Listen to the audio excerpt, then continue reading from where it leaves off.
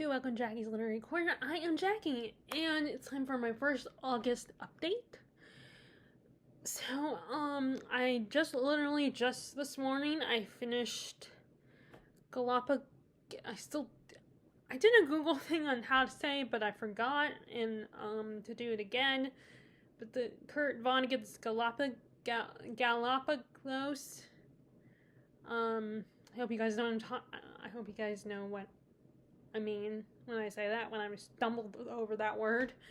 But I just finished that this morning. It was really good. It did touch on some of the same themes that Player Piano did, but it kind of did something different where it was like a love letter to Darwinism and to Charles Darwin.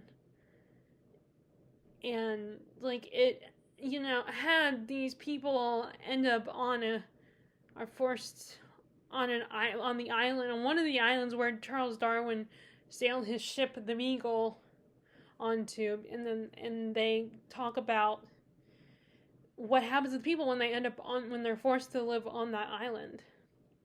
It does a lot of interesting things in the story, and the way it's told is like the narrator is implying that this already happened, and I'm telling you how humanity got to this, how this human colony existed and what happened, how they ended up on this island, and who survived and who didn't. It just kind of like looking back. And the narrator is also kind of, the narrator's an interesting choice of a narrator. But I don't want to tell you guys too much because, either I'll do a separate, review of it or do a, talk about it in my wrap up for August. But, and I gotta say, I don't want to admit that I'm one of those, I still want to continue to try not to prioritize quantity over quality. And as I always say every time I talk about this, that I don't just read books, I don't pick books that I'm not going to like, that they're not, just so I can get through books. Like, I always make sure that it's a book I'm interested in, and, that's why I will get it, or borrow it from the library, or, I will get that book because I'm interested in it. Not because, that's why, if I was more of the kind, if it was mostly about quantity, then I would probably pick shorter books and read comic books and short stories, but I don't love that kind of stuff. Sometimes short stories can work for me, but most of the time I'm not a fan of short stories, and I tried to get into graphic novels, but it just didn't work for me. I would rather either read a book where it's just the words, maybe some pictures, or watch a movie, and that's where I would get the visual content. But I do feel like there is a little bit of it, because I do get anxious about trying to make sure I have content to talk to you guys about. So I want to, I feel anxious when I don't have, it's been a week or two into the month. I'm a week or two into the month, and I'm anxious because I haven't finished anything. So I will pick up a book that, not a short, not like a short story collection or a graphic novel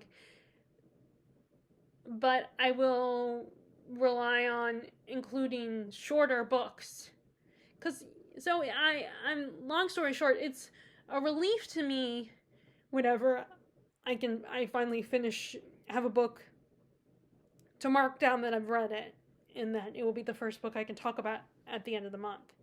So I really struggle with not trying to worry about that, not getting anxious about that. And it's still very hard for me not to get anxious when I don't have something finished. Because it's about the accomplishment. It's about being able to, being aware of, I want to have more than one book to talk about at the end of the month. Which is, I keep thinking, maybe I should not do wrap-ups anymore, and just do, that one year when I did, just talk about all the books I read, each quarter. But the only reason why I stopped doing that is because I would forget, and there'd be so many books to talk about. Because like I'm not like speeding through my books, and I definitely don't have. I'm not a speed reader or anything, but I do, I I read a lot of, I do read a lot of books. I mean, not a lot. There are people that probably get up to 200 books every year, and I definitely do not get to 200. But I do read, I get a lot of books done within the month. I can get a lot of books, but it depends on the length of the books. Because if I prioritize much longer books over the shorter books, then I won't have as much that I read in the month. And I shouldn't worry about that. It shouldn't matter, but it kind of does. Like, I'm very aware of, we have 3 to 4 weeks in the month, and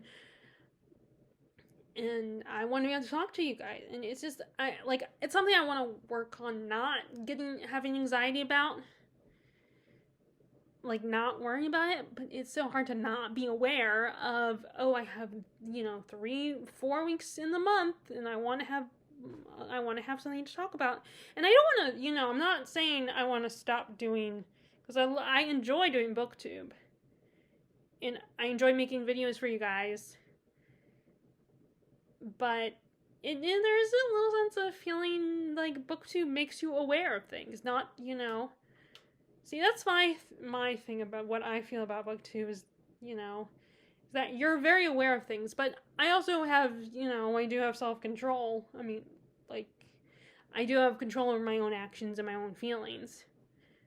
But yeah, I know that's something that a lot of people have talked about, and I think you shouldn't entirely blame BookTube for that. I think you do have more control than you realize.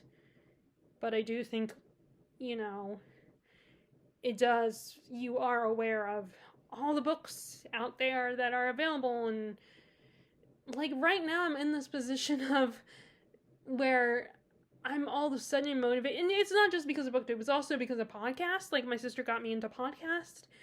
I mean, the only reason, and I knew about them beforehand because my mom and my dad would listen to them during our trips, either visiting my grandmother or my sister. We would listen to podcasts.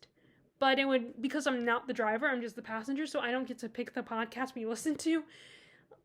So it'd always be like, for a while, my mom was listening to those crime podcasts, like Dateline and all of that, but then she got into reality TV, and she listens to reality TV podcasts, and like, for a while, she was listening to Nick Viall, who was one of the Bachelors, and would listen to him, so.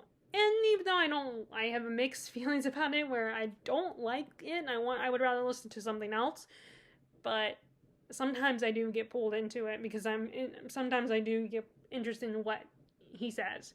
Because sometimes the crazy things that happen on those reality shows can be very fascinating. So I was aware of podcast. And then my sister, last time I saw her, we were talking about literature and literacy, and how I was watching videos on YouTube talking about how people learn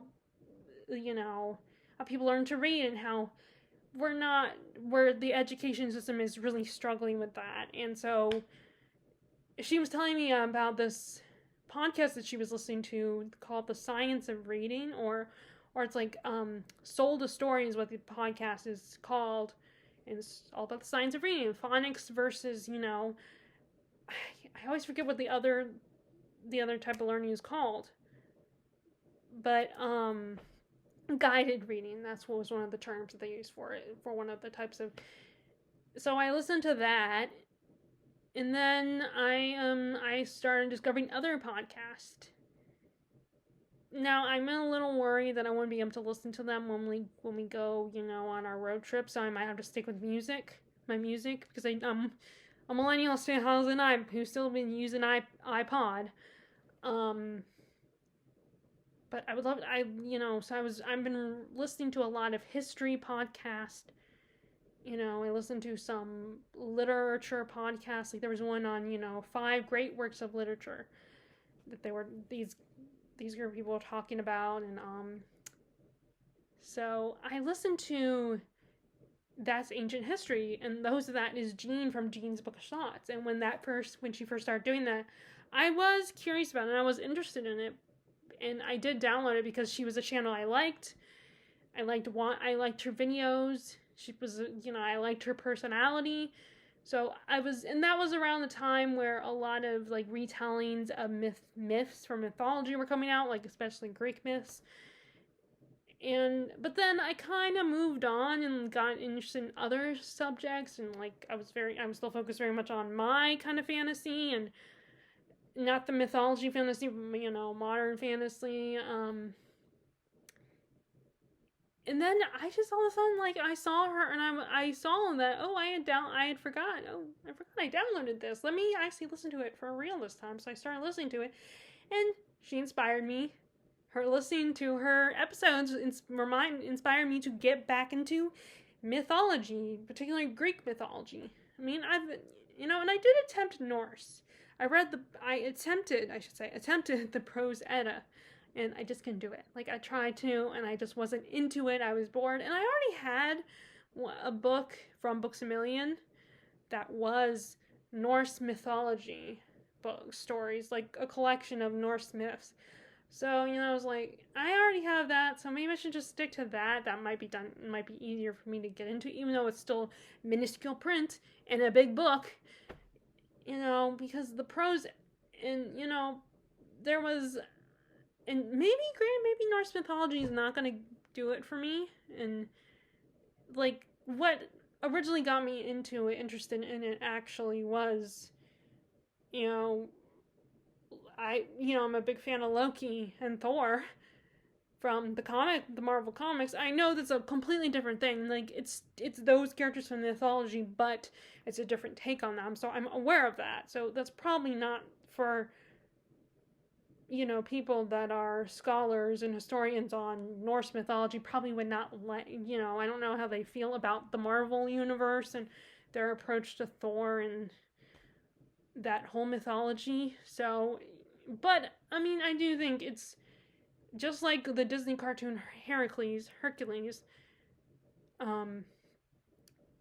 Although I guess the correct pronunciation, because that's how Jean actually from Jean's Book of Thoughts, she says it's, she pronounced it Heracles. So I don't know, maybe that's the correct way you're supposed to say it, but pop culture says Hercules because the Disney movie, that's how they pronounce it. But I got into, so why not, even if those are terribly inaccurate, at least it gets you interested. And she did, Jean talks about that in some of her episodes in her That's Ancient History podcast. So the podcast is That's Ancient History. There's also I guess it technically is X, but I think she does have I don't know if it's a Twitter or like another way to follow her to follow her podcast. But yeah, the podcast is called That's Ancient History. So she kind of reminded me how I'm into, how I have been somewhat interested in, the mythologies. So I got back into that again. And then on top of that, so I started also getting, I don't know what triggered this one, but maybe something that Jean said on her podcast, but I also got motivated to get back into, like, medieval England history, the medieval, like, maybe that's because the other ancient history podcast kind of reminded me, triggered it. Because I discovered other podcasts, because she does, like, I think she's on her off season with her podcast. So I was looking for other podcasts, and I found another one on ancient history. I can't remember what that one is called, but I started listening to that one, and I think that one could have potentially reminded me. Oh, no, wait, I remember. Oh, it might, sorry, I'm trying to, yeah, it might have still been on that podcast, but I don't know if it was that that other ancient history podcast or another history podcast, but they did an episode on Mary, Queen of Scots, a 6-part series of episodes. They talked about her history and what happened to her and how her relationship with Queen Elizabeth and, you know, her how she became the Scottish queen, and if she was and how that all fell apart and all that. And that was what triggered me to get back into medieval history. So I started watching the Tudor series. Start with Jonathan Rhys Myers as King Henry VIII. I started watching that because I started to watch that when that first came out, I think. But then I kind of lost interest. And also at the time, that was on Showtime. So, you know, and it's my mom who was paying for it because, you know, I live with her and my dad, and she pays for part of the, you know, she pays the cable bill. So I think we, you know, for a while she decided to, you know, get rid of some of the, you know, like HBO and Showtime, so I kind of eventually lost interest. But then I got back into it, but then, you know, it's actually on Amazon Prime, because I guess Amazon and Showtime have a partnership, so a lot of their shows are on there. So I started watching it on there, and I'm on like episode 4 or 5. I think I'm on episode 5. And they also have that CW show about the show Rain, I think it's called. That's on there too, so I might watch that. But yeah, so I started watching that one. And then the other thing is, and this is actually was originally inspired by Jennifer Brooks, who sadly we lost back in I think it was in January when she passed. I hope she's at peace. She was very interested in Richard III,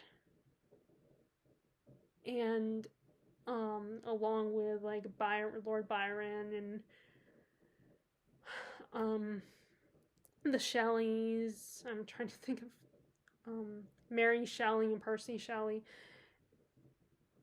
And I remember always kind of being intrigued whenever she would talk about Richard III.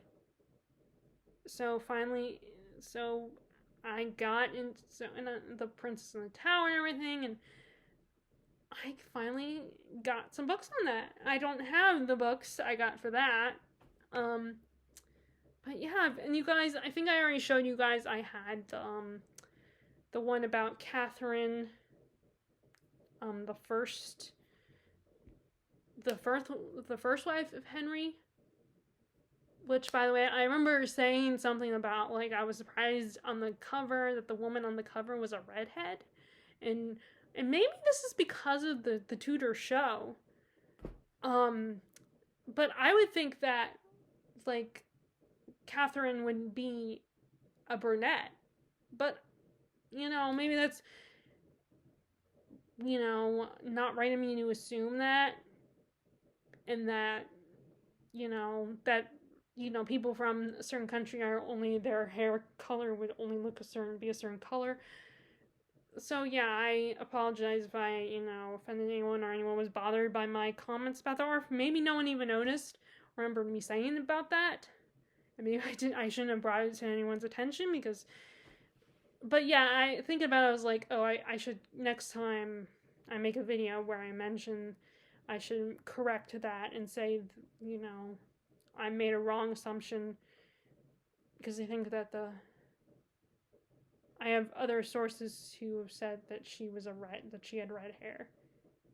It might even, but yeah, I was just surprised. I wouldn't think that a Spanish princess would have red hair. But, so yeah, I've already showed you guys that, and actually, that was the only Philip Gregory book that I read. She's both Alison Weir and Philip McGregor and there's multiple authors I think that will write about the 6 Tudor queens, the different wives of Henry, and there's in fact a play called Six, where it's the story from their perspective. But yeah, I listened to Philippa Gregory. I had read Philippa Gregory's Constant Princess, and I was all set to read The Other Boleyn Girl. But then I just kind of, again, I started to lose interest in that subject, in the Tudor subject, on the Tudors, and I wasn't as into it. And then now I've got back into it, but I also didn't want to automatically go to Philippa Gregory and read from her, and I had heard about Alison Weir already. But it was one of these things where I pride myself in being like, oh, I'm not someone who's going to hold hype against a book or an author. Like, I know that some people don't like it, will not necessarily reject, but will not, not go for a book because it's popular and it's hyped. And I understand where that comes from. I think that comes from the fear of, because you read a book by that author, or the book that everyone talks about, and you hear how great it is, how brilliant it is, it's the best book ever, it's everybody's favorite book. And then you read it and you're like, it's okay, or really? People like this? This is not that great. Or, oh, I don't like that author. Why does everyone love that author? And I've had moments like that, like, where people love an author. I've always, Hemingway's always the author comes to mind, where a lot of people like the Hemingway. And granted, to be fair, in Hemingway's defense, I've only read one book. But, like I said, I'm not gonna, never say never. There might be a chance that it might happen. But, yeah, it's not an invitation for someone like, oh, well, you should read this Hemingway book. Because I know that, yeah, maybe I should give him another chance, but I'm just not interested. I have just no interest in Hemingway whatsoever. But he is a very popular author, a popular classic author. And I just, even before I read, his book on World War I, and the guy, ambulance driver in the war, I had no interest. It was just my aunt recommended him to me. So I was like, let me at least try it. But I didn't like the writing style. I didn't really care about the story all that much. And yeah, I didn't like the love story. But it wasn't just about, like I said, it was also the writing style I didn't like. So yeah, and it baffles me how popular he is. But, again, I've only read one book. But yeah, so again, that's how hype, people, if something gets so hyped and so popular, whether it's a book or an author, or a specific author, or one particular book, and there's the fear of, when there's this fear of, what if I don't like it? And then when you do give into it, sometimes that happens. But, most often I try to be like, okay, I'm going to give this a shot. Just because it's popular doesn't automatically mean it's bad, or, doesn't automatically mean that, sorry, something just popped up on my screen. Doesn't automatically encourage, oh, it's bad because it's popular. Because not every popular book is bad, or not every book that's, even the books that are on must-read list, or classics that are, read before you die list, some of this book you might actually enjoy. But not every book on there is one that you're going to enjoy. So yeah, I normally, pride myself on not being that person will dismiss a book just because it's popular, it's really hyped, or an author, in this case, is an author. And I was like, so I didn't want to come off as someone that automatically, and Philippa Gregory has become a known name when it comes to the Tudor period. I think because The Other Boleyn Girl was made into a movie. She's written other subjects in the time period, but I didn't want to, do that, want to automatically jump to her, because how dare people love her, and I don't want to read something that everybody loves. It's more that I just want to come at it from a different angle because I've already read One for Books, and I liked, I did like it at the time when I read it.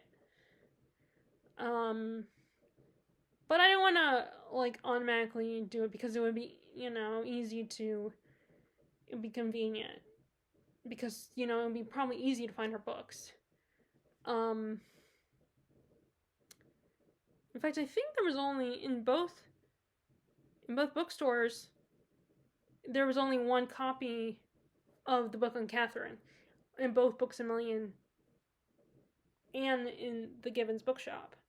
I don't think I saw any other Alison Weir books, or if I did, it was one of them was probably a hardback book. The only time I get hardbacks is, at, oh, which actually, let me correct. It's actually called The Outpost. I always say Givens, but Givens is Given is the library. The bookstore is technically The Outpost. So The Outpost, I think I only saw one Alison Weir book, and it was, but there was actually another Alison Weir book, which I'll show you that in a minute.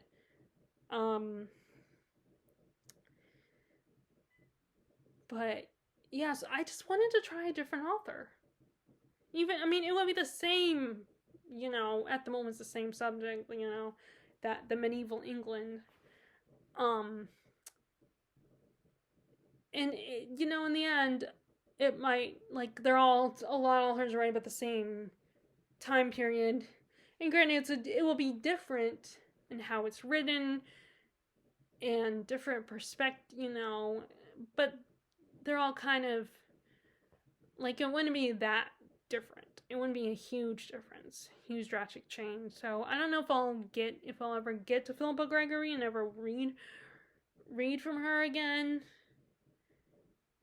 But I just wanted to try a different author, and one that isn't as, she's only known probably like in bookish circles, reader circles, particularly probably the ones that read, I could be wrong, but because I feel like there are authors that, like, they're very mainstream.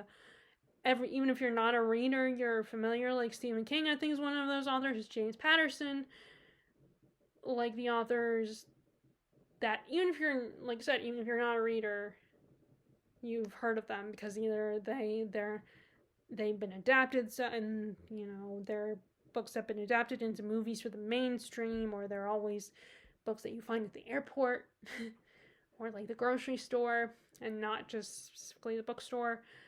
But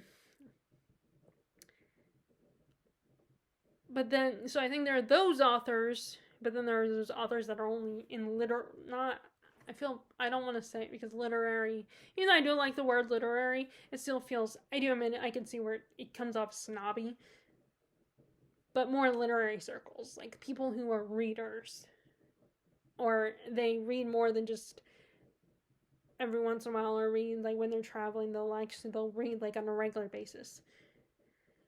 But anyway, I'm getting into, I've gone into ancient history and medieval history, and it is a little overwhelming because all of a sudden I'm like, oh, I have to buy all the books from that, but then I have my own books I've already bought over the years that I need to read.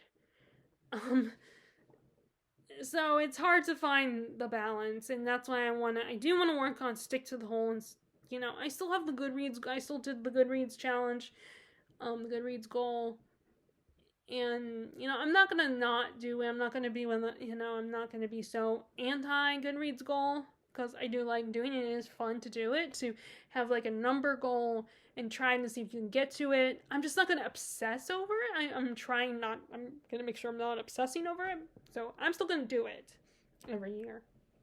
Like, I do think about it for a second, not doing it, but then I like doing it. If you really have trouble with it and it's just a hindrance, then don't do it. But I don't think it's necessarily a bad thing to do the Goodreads challenge. I know people have their problems with Goodreads, but like I said, I still use it. So,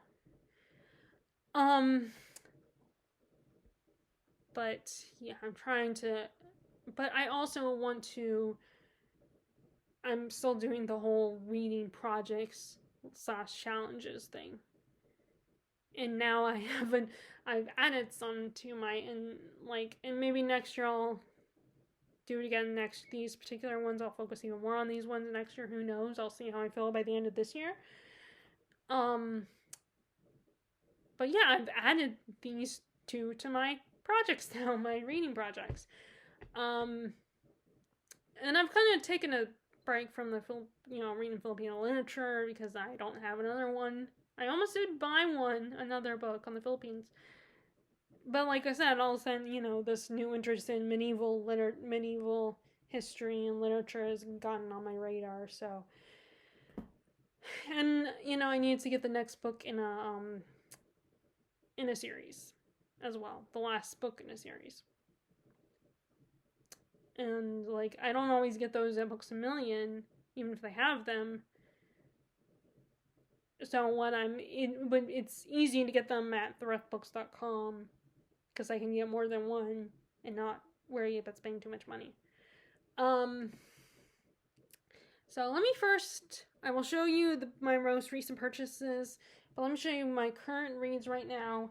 So like I said, I did finish Galapagos, and that was really interesting. I do think I like Player Piano better. I like the themes of that one a little bit better, and I was more into that story, which, like I said, if you're a fan of 1984 and Brave New World and Fahrenheit 451, and even I'm trying to think of some other ones that have a similar, or even Asimov's The AI and all that, I think you might find Player Piano another interesting, because it explores similar themes with the fears of if machines took over, if AI took over, the idea of are humans obsolete, and that's and like I said, that is the one theme from that carries into Galapagos, but it's not the main theme of that book. It's in there in a smaller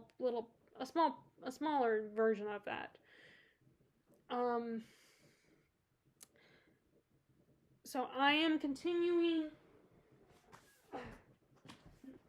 with Fire and Blood with Jacob and Larissa, although now Larissa's done because she listened to it on audiobook, which I had a feeling that was going to happen anyway, especially because she's using Libby, so she'll have to return it.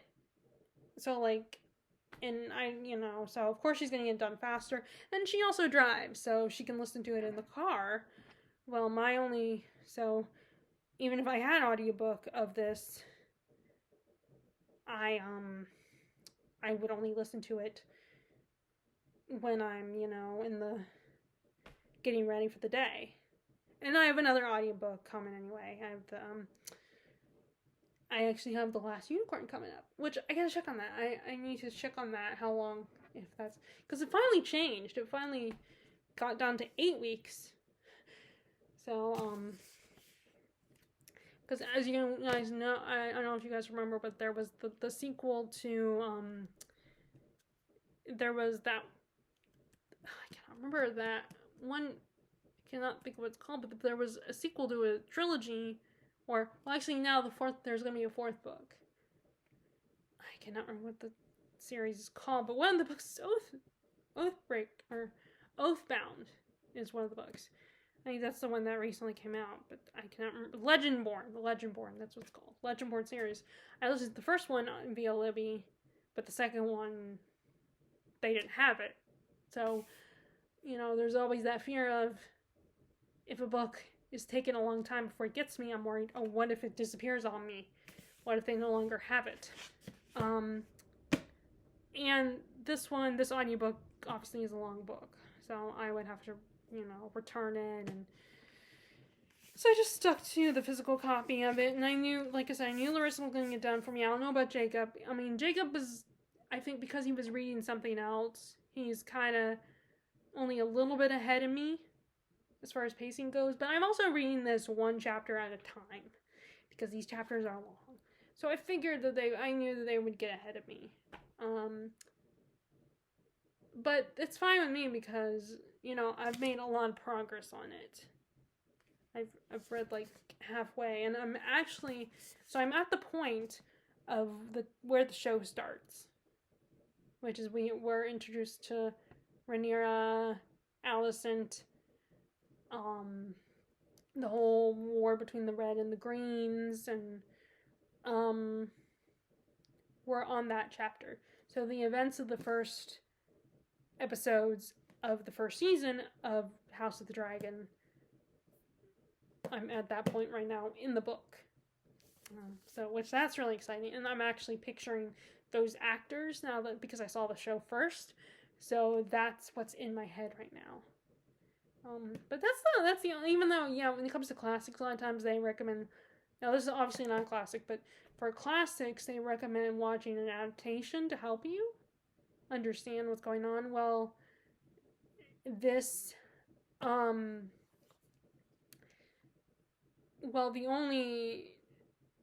but that also leads to, which can be both a good and bad thing, is you end up, what you see on screen is what you see if you read the book second.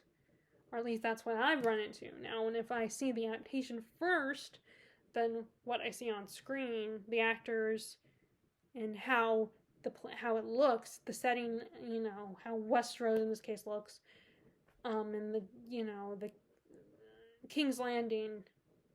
When I read this, that's what I'm picturing. The same thing when I read the original series. That's what I'm picturing. So, I'm picturing Matt Smith as Daemon Targaryen, and Millie Alcott / Emma Darcy as Rhaenyra, and all the other actors as the characters. That's, they're who I'm picturing when I read this. So, because they do, the book does quote some of the characters and some things that they say. So, I can hear Matt Smith whenever there's a Daemon, talk about recording a record of Daemon saying something, quote, the Maester quoting Daemon Targaryen, he sounds like Matt Smith. But, which, like I said, is both, depending on how you feel. I mean, I think most people see it as not necessarily a bad thing. But I think I can, I could see a possibility of some people finding it a bad thing. But, like I said, this is reading a history book. But it's history that I'm excited to read about, and right now I've been into the learning history mode, reading history books. So, but this is like a make-believe history, fantasy history. And as I said before, last time I talked about this book, I like it when authors do that. I think that's really cool. They treat the world like it's real, So, to the point where they'll create things about the world that we have, like language and culture and, and history and all of that. And, I know we have the iceberg effect, but I like how, the rare author will go above and beyond and will actually reveal some of the iceberg. And which I don't think is a bad thing. I mean, I think sometimes, showing too much of the iceberg could probably be bad, but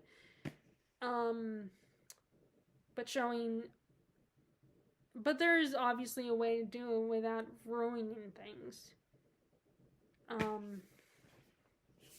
But yeah, it's really cool to learn about the Targaryens, this book. So, and now I'm up to date on the show, where the show is. So, I mean, not exactly. I'm up to where the first season of the show would be. But it's funny when you do that. You read the source material. Another example of reading a source material is that I'm reading. My dad and I, you guys know, I'm reading the Bible, the Christian Bible. And I got to Joseph's story, the one, not Joseph as in Jesus' father, but Joseph, who he got sold by his brothers to a pharaoh, and Joseph in the Technicolor Dreamcoat is what I'm getting at. And there's that that's the musical title, but it's interesting that the whole Technicolor Dreamcoat thing isn't as prominent in the original Bible, at least that I've noticed, while stories latch onto that, there's a whole play, a musical about that where that's part of it. So that's always interesting how like there's importance placed on a little aspect, a small aspect of a story.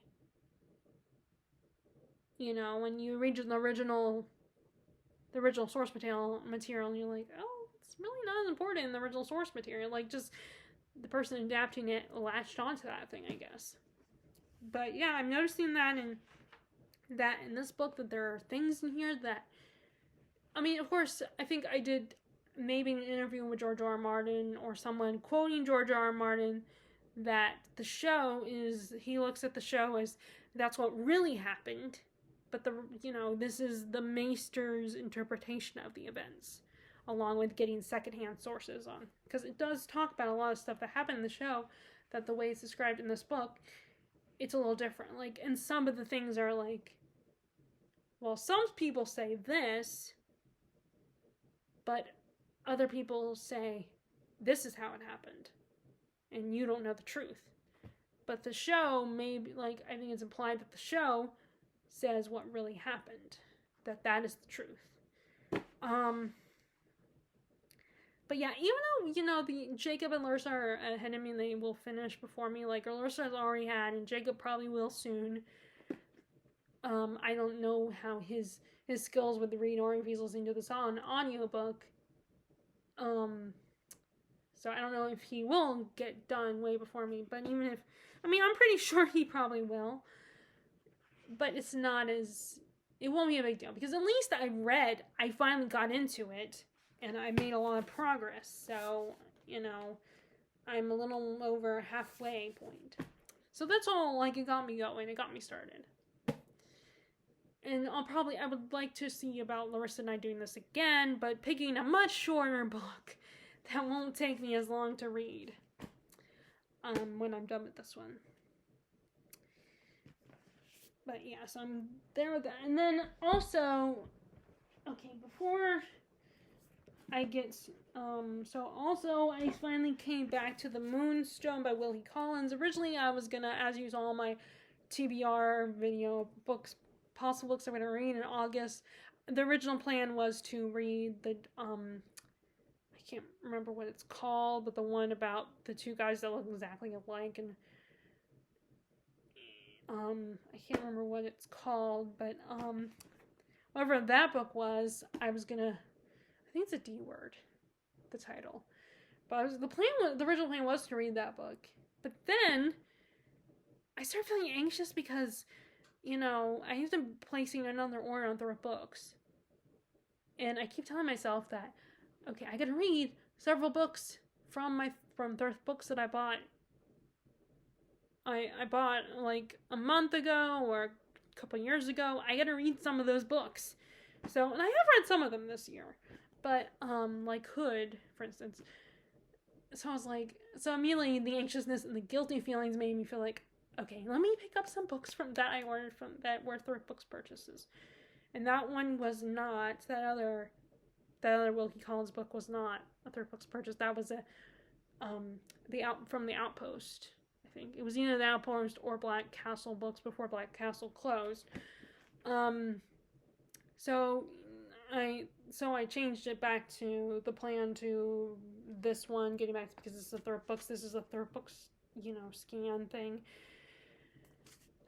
So I started reading this, and I had already started this book and read some of it.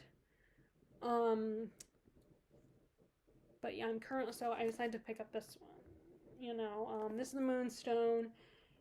And this girl is given this moonstone, which is this gem from India that was stolen, and it's cursed. And supposedly there's a curse on it. So it's brought back from England. This guy gives it to his daughter, but it goes missing, and someone has to find it. And from what I've read of the description, it is told from multiple perspectives. You have,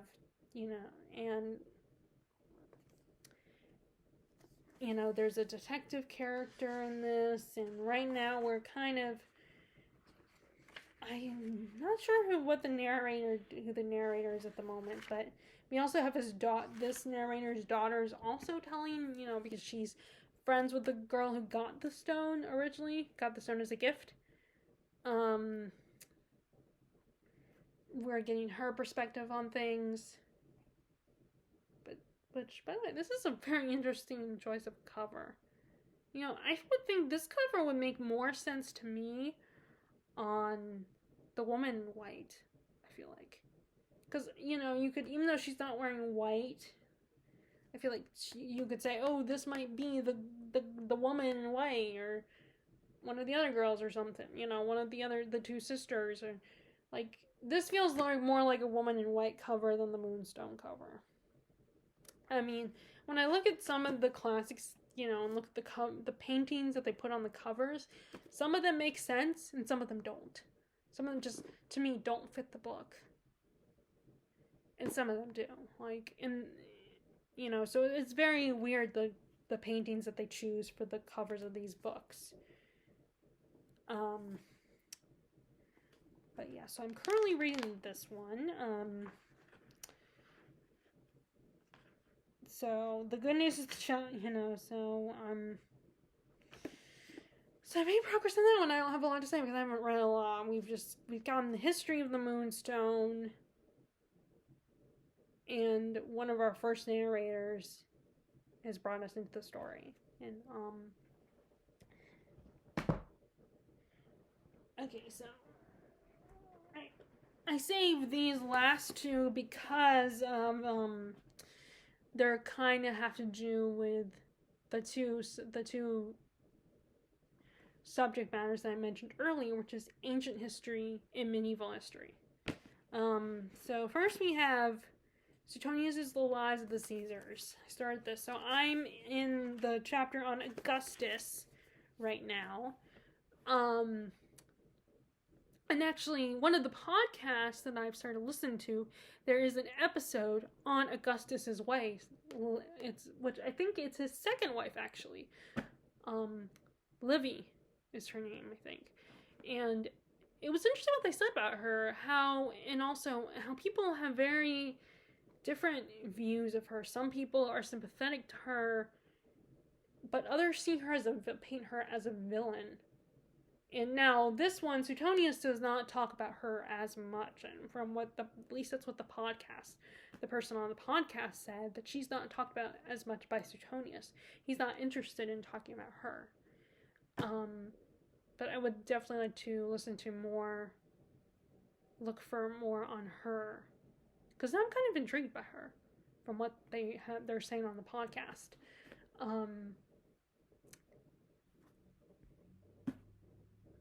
And I'm trying to think, because Jean from Jean's Bookish Thoughts on her podcast, That's Ancient History, they mention Rome. It's not her subject matter, but one of the guests that she had on there it's part of their subject, so they talked about it a little bit.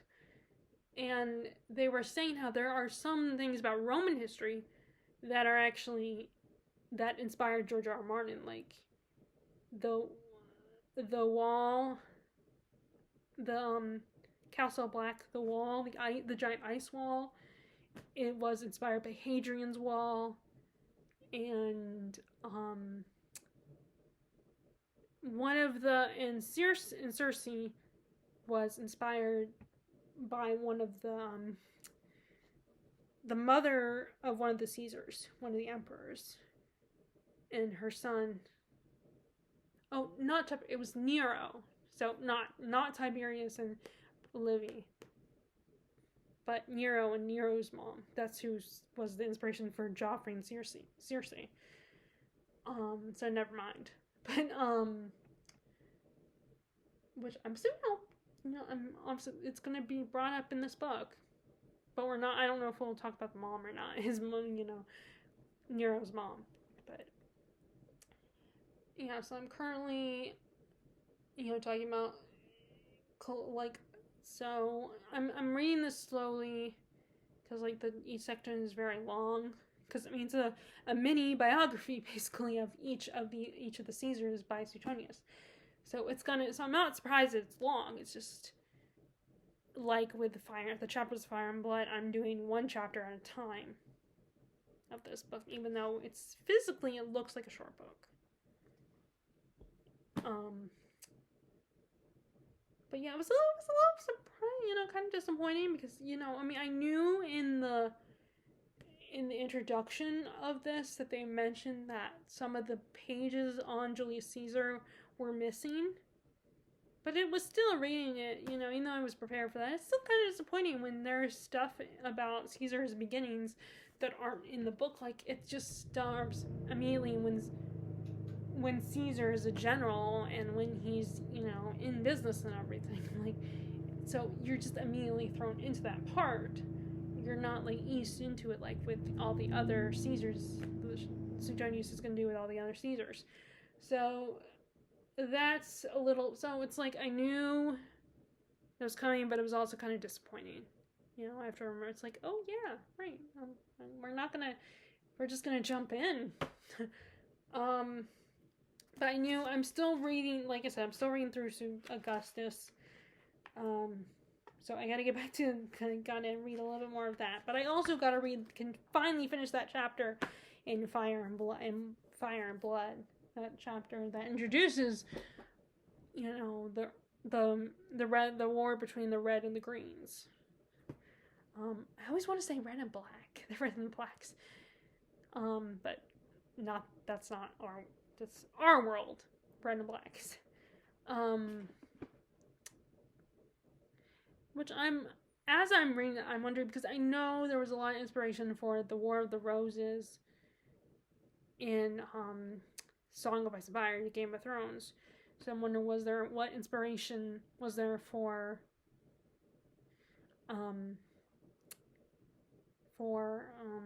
the Targaryens in the Fire and Blood? I was wondering if maybe there's a little bit of Roman inspiration there, but then what's inspired the green and the black, the war between the greens and the blacks? The two Targaryen factions. Okay, so the other book is Wolf Hall. The Wolf Hall by Hilary Mantel, the Thomas Cromwell trilogy. And I guess I can, as soon as I start, I can see why there are people like Shelley Swearingen who will say that this is not a book you have to be familiar with the history to get into this, because the way it starts and the way it's written, you're just kind of thrown in there. Like, it's not, the structure is a little different than, and I'm reading it, and it probably doesn't help that I'm a little when I read it, I'm like getting ready to go to bed. I'm in bed, so I'm falling asleep when I first start reading it. So that's probably not a good time to read this particular book. Because I couldn't even tell you what's happened so far. I'm not going to start over, but all I know is that Cromwell had an abusive father. He ran away from home, and I think this is right before Anne Boleyn shows up. I think that's where we are. And Cromwell's talking to people like Thomas Wolsey and all those guys, and it would probably help watching the Tudor series at the same time. Now James Cromwell has not showed up in the Tudor series. I don't know when he shows up yet, but he has met Anne Boleyn at that point in the show. So, which I need to look up. Which I should probably go ahead and look up the timeline of that. Like, how did those events play out? Like, not play out, but the timeline of when those events started. Like, who came first? Like, was Cromwell already in King Henry's life? Was he already an advisor to him before Anne Boleyn showed up historically? But yeah, which I feel like I should read a little bit of this today. Like, trying to read some of it today. Because that might help. But I have all these other books. Like, I feel like I still need to read a little bit of I mean, I guess I can read this in bed. This is Fire, Blood, Fire and Blood. I guess I can read that in bed, but it's a heavy book. Being a hardback book. So I guess I could read that one, but I couldn't read that one in bed. Or like maybe before I crawl into bed, I'll read a little bit of it. We will see. Which I've done that before, so because that might be a little bit easier to get into. Like, so yeah, I took a step back from this one, but maybe I need to pick it up today. The other thing about reading,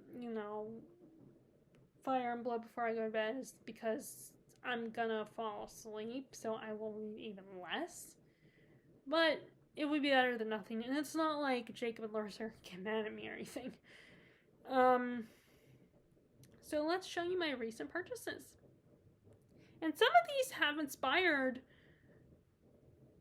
a lot. Well, all of these have actually inspired a new idea that maybe I should consider doing kind of either a month or the rest of the year where I read books that, instead of like doing it, which I'm going to say this and then the video at the end of into September will be another TBR video, but a traditional TBR video, but maybe do pick some books, like reading a TBR that's inspired by booktubers that I like. That, or, where I read one or two or more books by a certain TBR, a certain booktuber or like inspired by a booktuber. That might be interesting to do. But let me first show you. So let's show you all the. Okay, so first, this one has nothing to do with any of the booktubers, but this was one I saw at BJ's Wholesale Club. That is All the Colors of the Dark by Chris Whitaker. And I remember hearing about this, and there were some people who have read it on BookTube. I don't remember how they felt, but it's probably better than I don't. Because if they don't like it, that's going to influence me. And then it will feel like I wasted my money.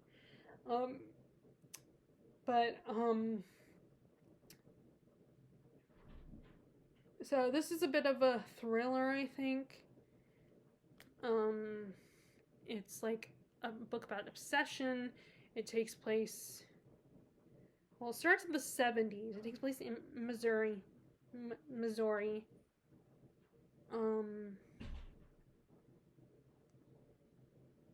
And like it says, this boy Patch from the wrong side of town, he saves the life of a wealthy family's daughter,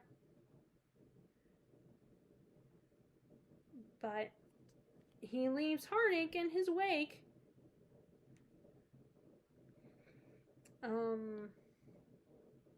So it says it's about obsession, hope, and love. So yeah, I think it's, maybe he gets obsessed with someone, or people get obsessed with him. I'm very curious, but it sounded interesting. Like I said, this, sometimes I find books at BJ's or Costco or even Walmart. Sometimes I find books that kind of intrigue me or that I'm excited about. But it's not always the best selection, at least for me anyway. But yeah, this one did kind of interest me. It looks like it's one of those books that's kind of like, it looks, the way the chapters are, it looks like, oh, I hate when that happens. I saw some folded pages. See, that's what I like. I don't mind dog earing. This is what, oh wait, no, where is it? Yep, it's right. This is what annoys me. When the pages get bent like this, that aren't meant, like, I know when I first started BookTube, I always said that dog earring would bother me, but it really doesn't. Like, and yeah, someone called me out on that, they were like, what's wrong with dog earring? And then I realized, I don't know. Nothing, really. And I told them most of the stuff I probably said I didn't like. It was half-hearted. So I don't do that anymore. Don't talk about them. I've come to realize there's really not a lot of things that bother me. But that it's more not dog-earing, but when the pages get folded.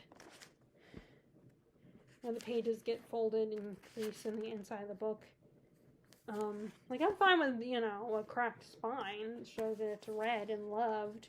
It's like, but when the pages get folded, that kind of annoys me.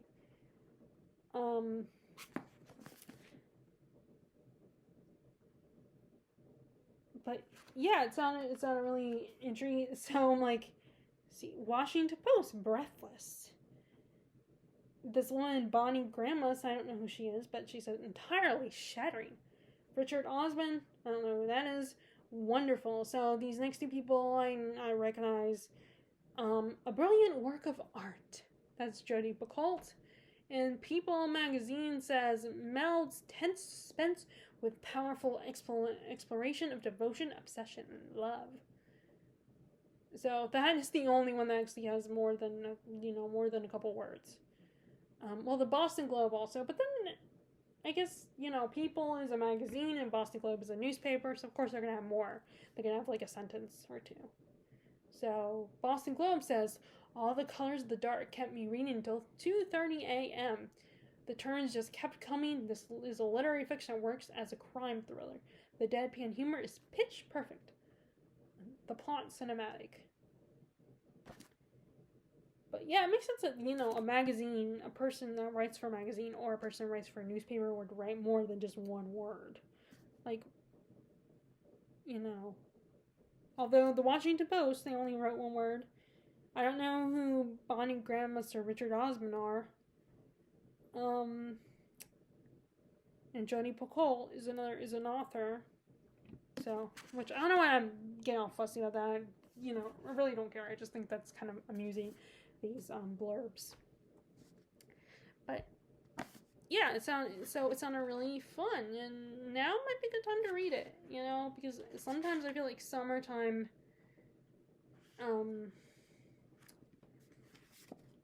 Sometimes summertime, autumn are the best times I think to read thrillers.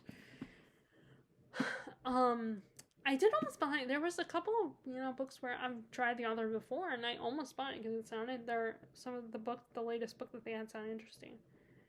And I actually saw that that's the other consideration at the country bookstore just today. I just came from there. So there's that. And then we have, so this is actually I just got back into watching this person's videos, and now I cannot remember their channel name. I cannot remember her name. I hate when I forget people's names. Let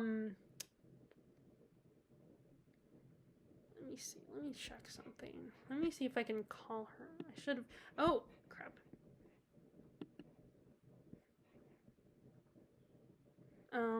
I don't know what happens with this. I will see when I finish this video, and if it shows me the white screen again, then that means that was a mistake.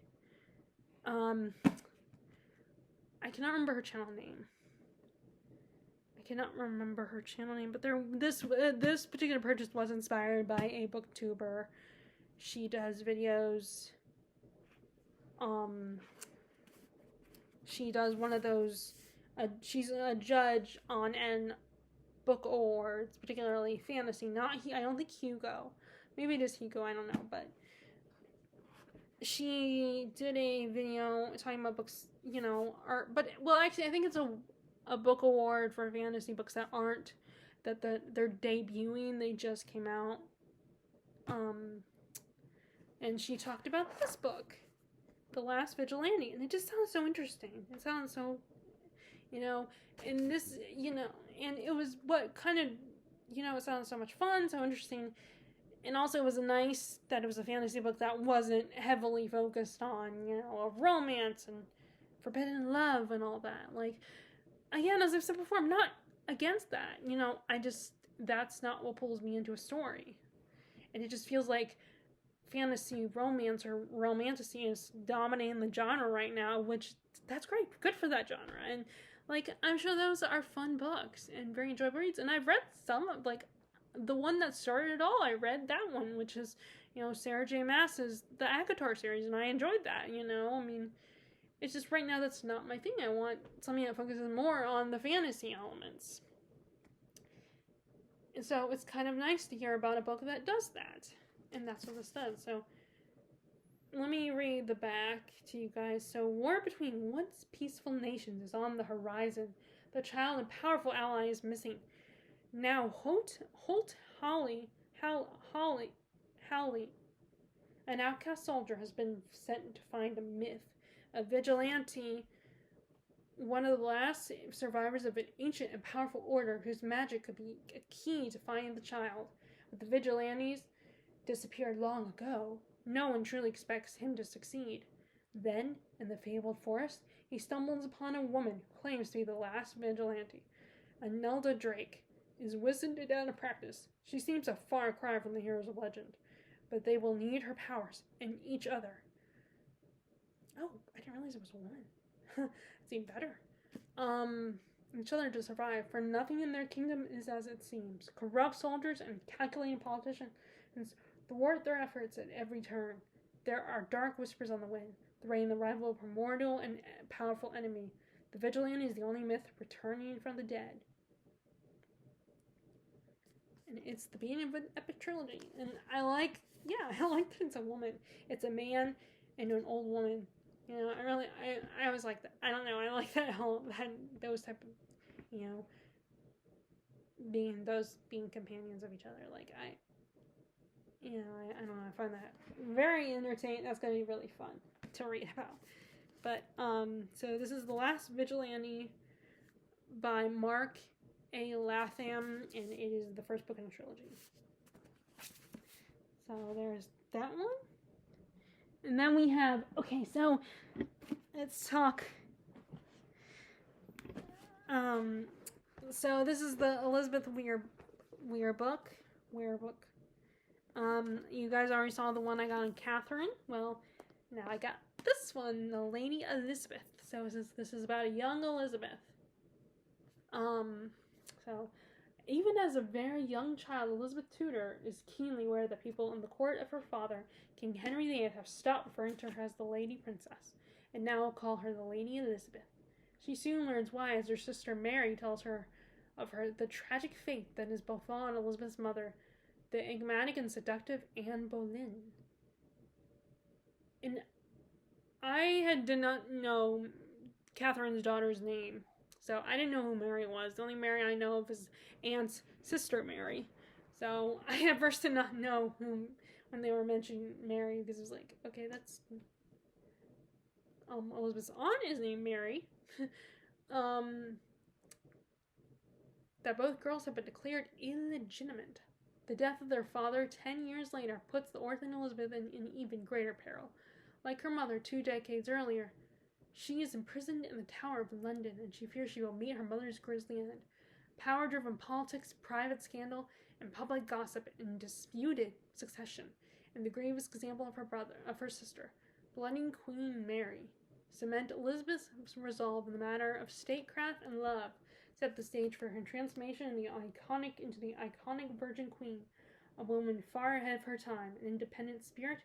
You must use cunning and wits for her very survival. And like I said, I was listening to a podcast that talked about Mary Queen of Scots, and there's a rivalry. Like, it sounds like they were kind of frenemies, because they do become. There is respect. It sounds like it does get to the point where there's respect between the two of them. There is somewhat of an affection. Which, by the way, that movie that came out with Saoirse Ronan as Mary Queen of Scots, I want to say it was Margot Robbie or someone else. I'm trying to think I don't know who played Elizabeth. But there was that movie that came out. And actually, that movie definitely has one inaccuracy, which is Elizabeth and Mary, Queen of Scots, never met. Apparently, they never met in person. They exchanged letters, but that's about it. Historically, they never actually met, and they meet in the movie. But yeah, this sound so. I'm almost. I don't know. I feel like I should read the book on Catherine first, but I kind of want to read this. This is what happens. I'll talk about a book and read the back description to you guys, and then I want to read it. Then I'm kind of motivated to pick it up and read it. And I've been wanting to read one of the Alison Weir books, but I'm trying to get some other books read first, especially ones that I've had on my shelf for a while now. The Kurt Vonnegut book I have not had on my shelf, but the Moonstone book, yeah, I want to get that one read. But I could read that one and then just read now that I've finished the Kurt Vonnegut book. But then I have all these other books too, like the, Wolf Hall and Fire and Blood and the Roman book and the Lives of the Caesars and all that. So it's very hard. But whenever I buy a new book, all of a sudden I want to read the new book. So this is one that was a Steve Donahue inspiration. So both Shelley and Steve Donahue are good friends. They both did videos on, Shelley, due to Steve's encouragement, when she did a video on her historical fiction books that she thinks is worth her time, he had suggested to her to turn it into a tag. So she did. So she mentioned some historical fiction books that she thinks are really worth your time, especially particularly ones that are really long. And then he did his own version of it. Particularly historical fiction books that are good for people that start getting into historical fiction, like historical fiction for beginners. And he mentioned this particular book, and that is Pompeii by Robert Harris. And that goes with my whole, Rome, my interest in Rome. And I've been my most, I know about Mount Vesuvius and all that, and there's actually an episode of Doctor Who, the Donna in 10 era, when she was with the Doctor, and they do go to Pompeii. And actually, the guy, Peter, what is his last name? He played the, I can't remember what, Peter Capaldi. He was in that episode. And then he eventually just played the Doctor later. I don't know if he's which Doctor is he, which number Doctor he is, because now it's very confusing who's the number. But I don't know if he's 13, I think he's the 13th Doctor.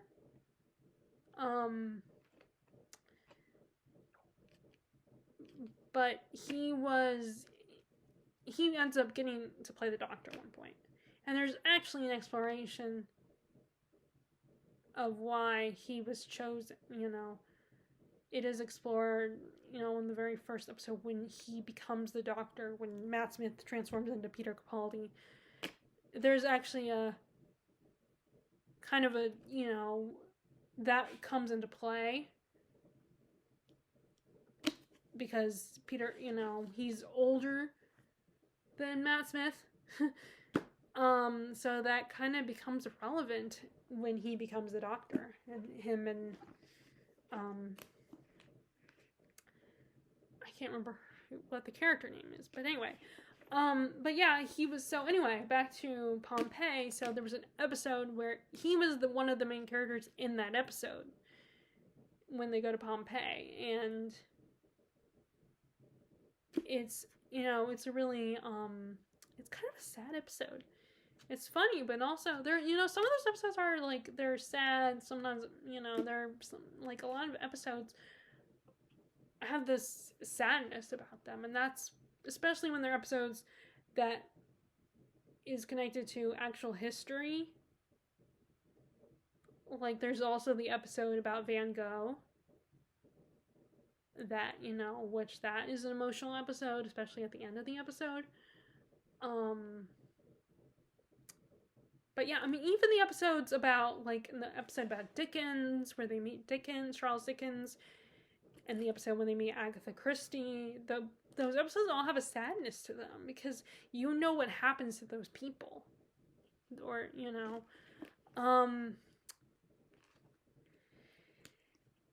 But, like, so anyway, I remember seeing that Pompeii episode, and that one in what, you know, I learned in social studies. It's probably my most knowledge of Pompeii and all that, and Mount Vesuvius was, you know, talking about in, like, social studies or science class. I don't remember which class. But, so he talks about, so Steve Donahue mentioned this book, and, you know, it was great for beginners because, you know, it talks about volcanoes specifically, and you get a little bit of the science and everything.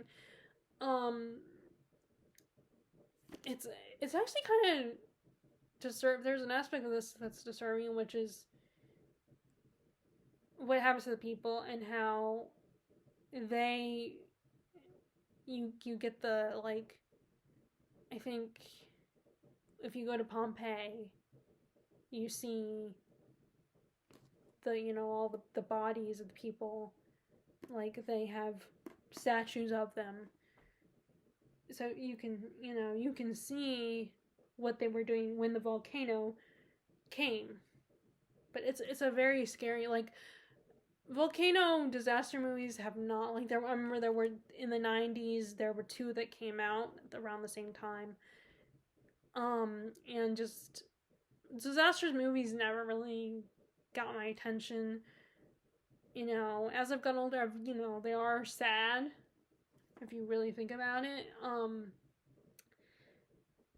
But like I said, now think about Pompeii and everything, what happened and how, like, it's very tragic. And even if they died quickly to the point of they didn't even feel anything. But yeah, this is one of the rare times where it was a Steve Donahue recommendation.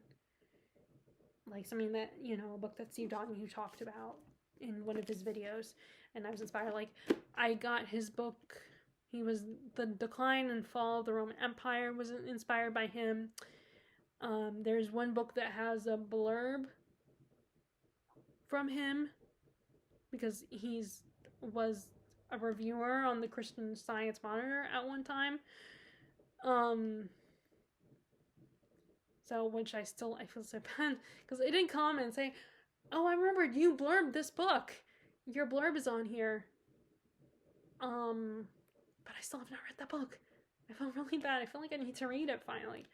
But yeah, so it's funny. And originally I was gonna wait, you know, I was gonna see if I could find a paperback, but, you know, I figured let me just get it because it's gonna, you know, let me just get it now. And, you know, I ended up not getting 3 books that day. I just got the 2 because, of course, hardback books are $5.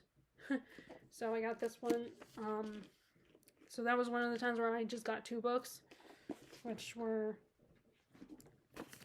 these. I think it was these 2. And I will show you the other Alison Weir book that I have coming in the mail when it comes. Hopefully I'll have an update or something, some reason to. I mean, I guess I could just do a book haul because it's still 3 books, but I always feel like I can include it in a video. So I was like, okay, so remember I talked about ancient history and really getting into, you know, back into ancient history thanks to Jean's That's Ancient History podcast. And you guys know that, and of course, if you guys been around, you know, there's been a lot of retellings out there. The only one I've read is Circe, the retelling about Circe. The witch from the Odyssey. So I decided to buy one today, and it was either, I was thinking about Atlanta, there was, and, well, I attempted to read, I did attempt one, which was, I don't remember her name, but the wife of Loki. That's who she was. I don't remember her name. I feel like I should remember her name, but I don't. I did attempt, I got that from the library and did start to read that one, but then at the time I kind of lost interest. And to be fair, I was only reading it because, you know, I like Loki from the Marvel version of him. But I've read, so I did attempt that one, but I didn't finish it. Cersei, I owned it, I did. I also attempted The Song of Achilles, but I didn't get that one either. I didn't finish that one. I ended up returning it to the library. But I'm gonna try again. Now that I'm more into ancient history, maybe I'll give those 2 books another shot. Who knows? But so I bought this book. So this I had read you guys know I read the Oedipus plays, the 3 plays by Sophocles. And I saw this one, The Children of Jocasta.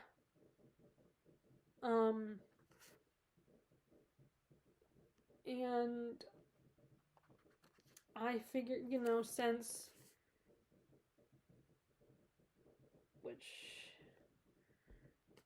I'm sorry, I was just looking at because Jean interviewed one of the authors that wrote some of these retellings. I don't think Natalie Haynes, she has interviewed. I mean, I should look up see if she has a video on interviewing Natalie Haynes. But so this is the one I decided because there were other options. There was like the Atlantia book. There was a book on the Psyche and Eros retelling, which she did interview that author, Jean did. And I almost bought that one, but then I decided that this was I had recently read a book on this myth. So even though Jean and the author of that book do talk about the myth, you know, so it wasn't like I would be lost or anything if I had got that one, but I decided to get this one.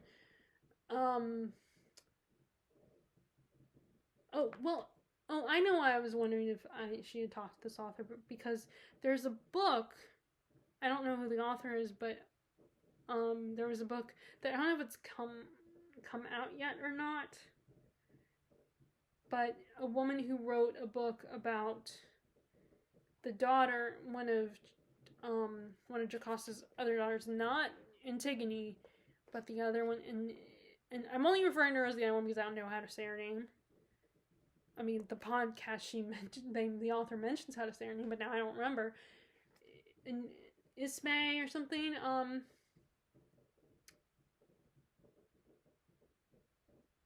don't know how to say it. So I'm not trying to dismiss her and be like, oh, the other daughter. I mean, I'm just referring to Zoe because I don't know if I'm saying the name right. So I guess Ismay maybe is her name, but it was an author who wrote a book about her. I mean, it'd be like, imagine if this was the book, but I don't think it is. I mean, I should go back to see if I can look at the podcast and look at the description of the episode and see if that's the case. I mean, that would be funny if this was the book, but I don't know.